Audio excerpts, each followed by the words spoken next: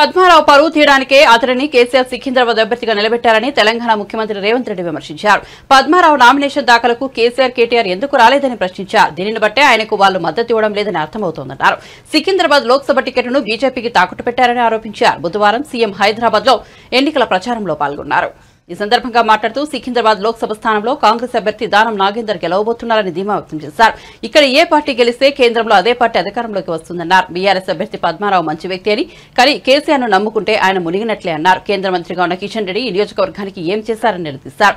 దానం నాగేందర్ ఇక్కడి నుంచి ఎంపీగా గెలిస్తే కేంద్ర మంత్రి పదవి వస్తుందన్నారు. హైదరాబాద్ నగరాన్ని అభివృద్ధి చేసిన ఘనత కాంగ్రెస్ దే అన్నారు. మత సామరస్యాన్ని కాపాడింది తామేనని పేర్కొన్నారు.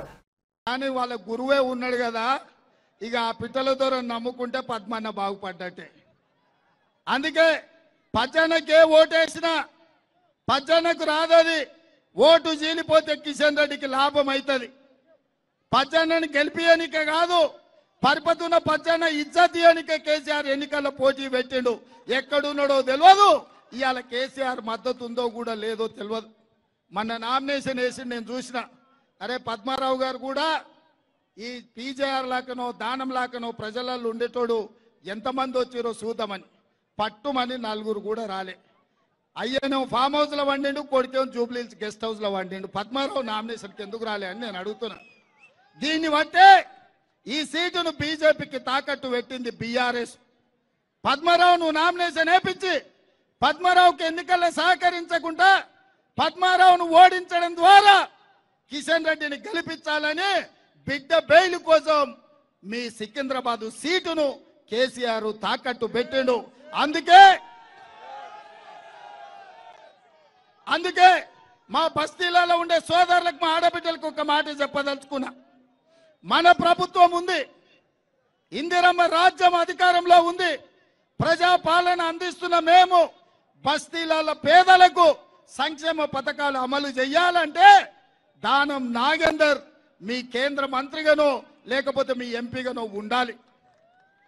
ఇవాళ మీ బస్తీలలో మీ కష్టాలు అడగాలన్నా, మీ కష్టాలు తీరవాలన్నా, మీకు మీ ఇంటికి 200 యూనిట్లు ఉచిత కరెంటు ఇవ్వాలన్నా, 500 రూపాయలకే మీకు సిలిండర్ ఇవ్వాలన్నా, ఇందిరమ్మ ఇండ్లు లేని పేదలకు రావాలన్నా, ఆర్టీసీ బస్సుల్లో మా ఆడబిడ్డలు ఉచితంగా హైదరాబాదే కాదు తెలంగాణ రాష్ట్రం నలుమూలల అమ్మగారింటికి పోయినా, అత్తగారింటికి పోయినా, గుట్టకు పోయి దైవ దర్శనం చేసుకోవాలన్నా, ఆర్టీసీలో ఉచిత ప్రయాణం మా ఆడబిడ్డలకు ఉండాలంటే ఇవాళ కాంగ్రెస్ పార్టీ గెలవాలి.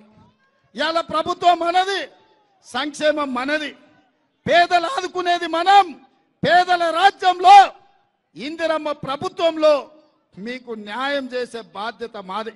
ఈ నగరంలో, ఈ జిల్లాలో ఇంతకుముందు మిత్రుడు వంశీచంద్రెడ్డి అన్నటి వరకు ఈ జిల్లాలో ఇంతకుముందు మిత్రుడు వంశీచంద్రెడ్డి చెప్పినట్టు కేంద్ర మంత్రిగా కిషన్ రెడ్డినైనా చర్చ పెడతాం, చౌరస్తలు కూర్చుందాం. ఈ నగరానికి కృష్ణానది జలాలు తెచ్చింది ఎవరు? ఈ నగరానికి గోదావరి జలాలు తెచ్చింది ఎవరు? ఈ జంట నగరాల దాహార్తి తీర్చింది ఎవరు? ఇదే కాదు, మెట్రో రైలు ఎవరు తెచ్చిండ్రు? అంతర్జాతీయ ఎయిర్పోర్ట్ ఎవరు తెచ్చిండ్రు? ఔటర్ రింగ్ రోడ్ ఎవరు తెచ్చిండ్రు? ఐటీ కంపెనీలు ఎవరు తెచ్చిండ్రు? ఫార్మా కంపెనీలు ఎవరు తెచ్చిండ్రు? వివిధ రాష్ట్రాల నుంచి ఈ జిల్లాలో ఇంతకుముందు మిత్రుడు ఉద్యోగం, ఈ జిల్లాలో ఇంతకుముందు మిత్రుడు మత సామరస్యాన్ని కాపాడింది ఎవరో చర్చ చేయడానికి సిద్ధమున్నామా? ఇవాళ కంటోన్మెంట్ ప్రాంతంలో స్కైవేస్ కోసం ఆర్మీ జగా ఇవ్వకపోతే నేను ముఖ్యమంత్రి అయిన వెంబడే ఢిల్లీకి పోయి రాజీవ్ రహదారికి సంబంధించి 2 స్కైవేల కోసం 194 ఎకరాలు కేంద్ర ప్రభుత్వాన్ని ఒప్పించి ఇవాళ నేను తీసుకొచ్చిన.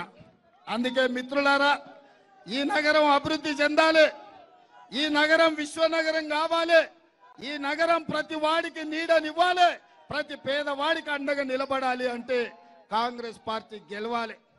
చివరగా నేను ఒక మాట చెప్పదలుచుకున్నా.